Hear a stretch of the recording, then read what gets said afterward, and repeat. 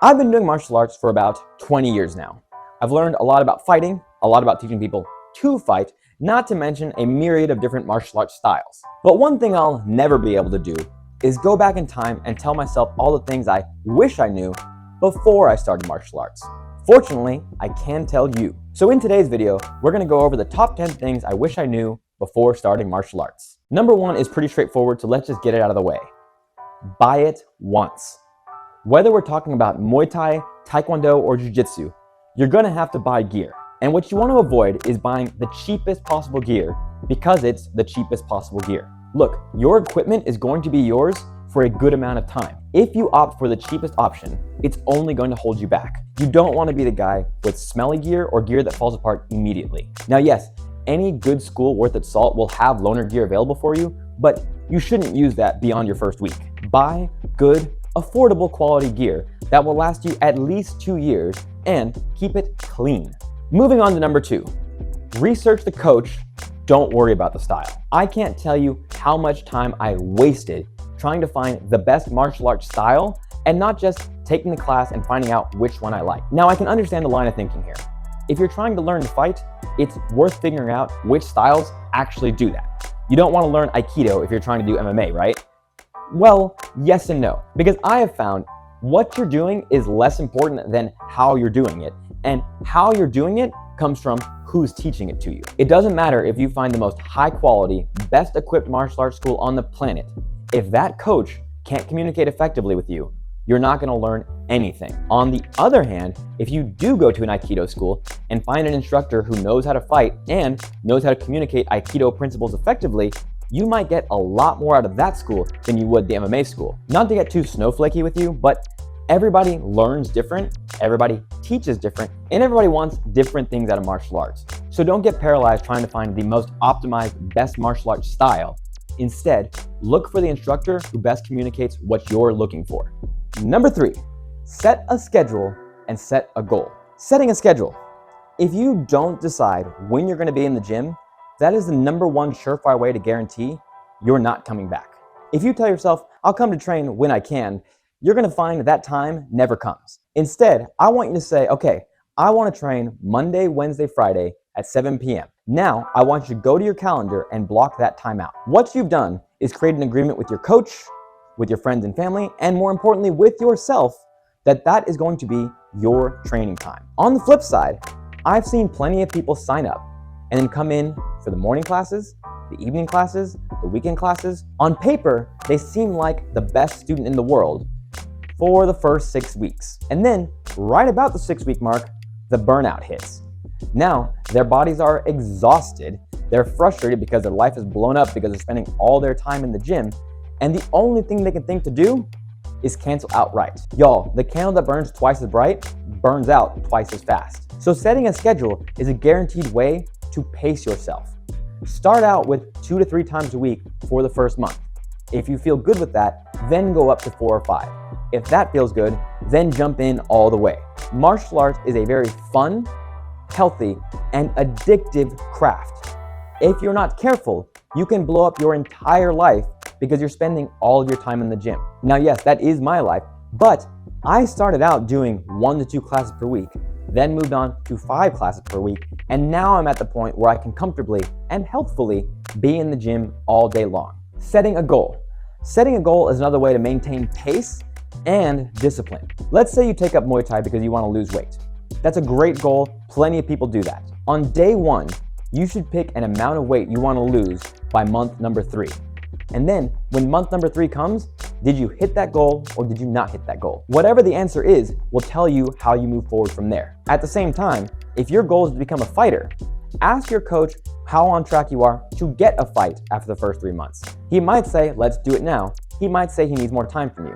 Whatever the goal is, if you set it and declare it, just like declaring your schedule, you're creating an agreement with yourself, with your coach, and with your team that you're going to hit that goal.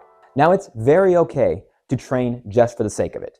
But having a goal, even a small one, like I'm going to aim for 50 kicks in 30 seconds, is still a great way to improve your discipline and your dedication and keep you coming in even when training gets hard. Now, this next one is a little bit controversial, but stick with me.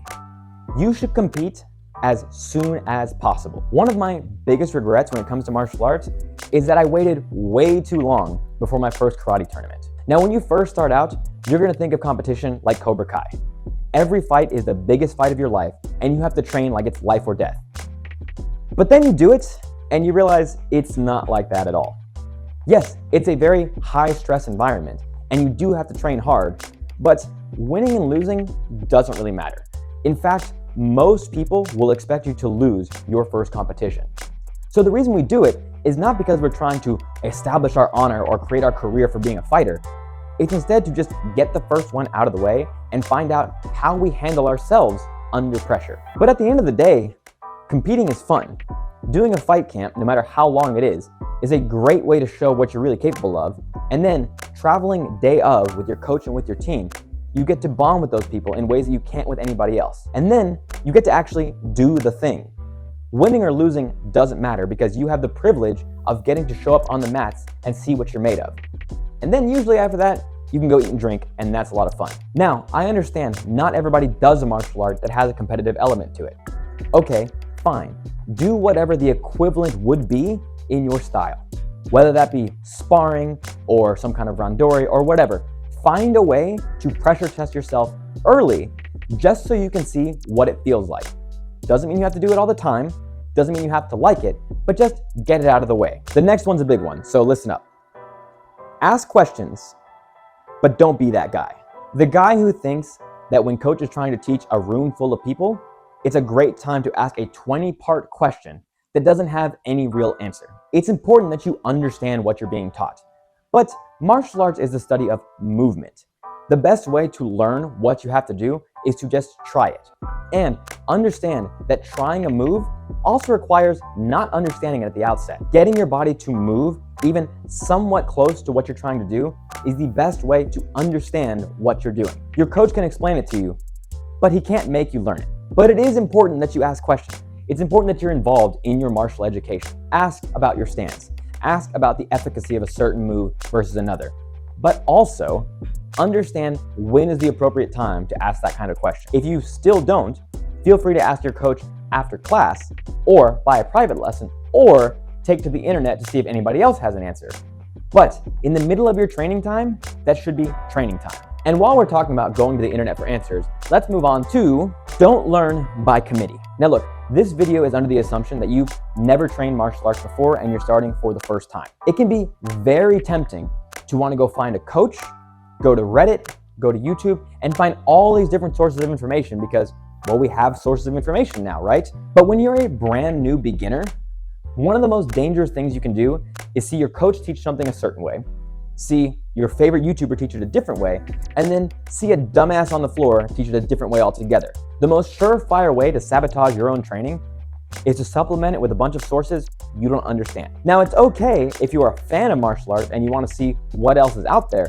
That's great. But when you're just learning how to throw a basic punch, let your coach be the person that teaches you how to throw a basic punch. With that being said, I do want you to supplement your training with a different kind of training. If your only source of strength and conditioning comes from your martial arts class, you're not getting enough of it. If your goal is to be throwing high kicks like nobody's business, well, then you need to be practicing that outside the gym.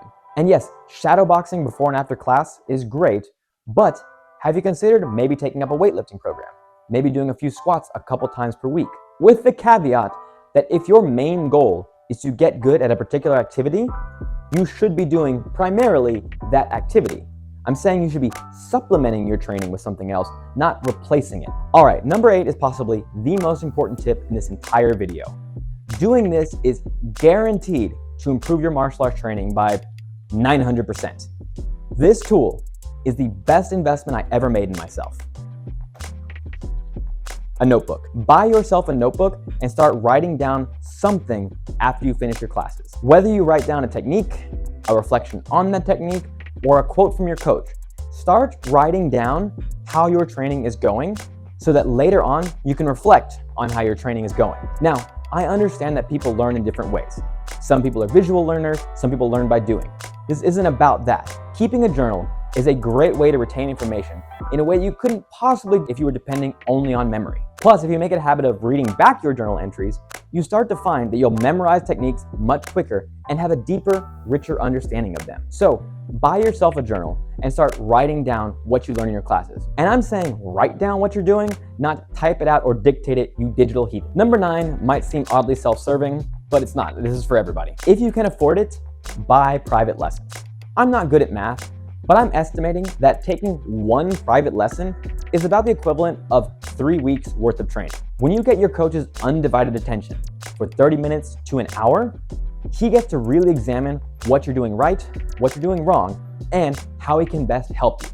Look, even the best coach in the world with the best intentions can't give every single person the best coaching when they have a room full of people. But when it's just you and them, they have no choice but to help you. Now, this comes with the caveat of knowing when to have your first private lesson. Personally, I think the best time is either the first time you ever train or about a month later. Reason being is, if you've never trained before, if you're a completely unmolded shape of clay, then your coach can shape you up from the very beginning. There's no one else he has to work against, so he can just train you the way he wants to. Or if you've already been training for about 20 classes, you kind of understand the basics now, and your coach can help refine those basics. So private lessons are important. I think it will skyrocket your training as often as you can take them, but you have to space it out properly. And number 10, learn to love the boring stuff. What I mean by that is, if your job is to get in your stance and walk down the floor, making sure you're taking equal steps, keeping your chin down and your hands high, you want to love getting to do that. If you just slog through it and do it because that's part of the warm-up, you're never gonna understand why it's so important for your body to get those repetitions. If instead, your favorite part of class is doing the warm-ups, doing the basic repetitions, then all the fancy spinning shit you wanna do becomes that much easier. Everything is based on a foundation, so you have to learn to love that foundation. So when it comes time to do your line drills, attack your line drills. When it comes time to kick the bag 300 times, kick all 300 like it's the last kick of your life. That is what martial arts is about. Putting it together in fun combinations and flows is great, and a good coach will find a way to hide the repetition so you don't even notice how boring it is, but it is boring. So learn to love the boring stuff and then reap the rewards. So those are my top 10 things I wish I'd known before starting martial arts. Now, realistically, there's probably closer to 100 things I wish I'd known, but 10 is an easy enough number to remember. What's your list? Comment down below whether you agree with me, disagree, or have a different list altogether.